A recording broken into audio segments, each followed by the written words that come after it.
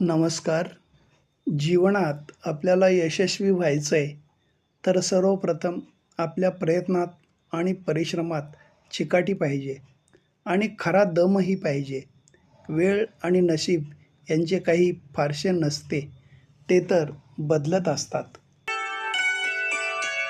निस्वार्थीपणे केलेले कुठलेही कार्य सार्थकी लागल्याशिवाय राहत नाही.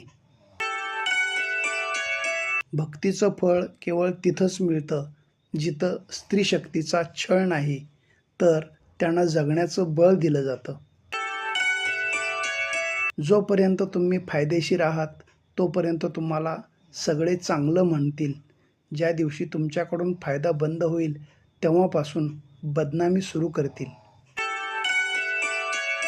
घडलेले प्रसंग आपल्याला अस्वस्थ करत नाहीत, तर त्या क्षणी आपण जो अर्थ लावतो, तो अर्थ आपल्याला अस्वस्थ करतो. समय पर समय देने वाला व्यक्ति समय पर मिल जाए तो समय को अच्छा होने में समय नहीं लगता. धन्यवाद.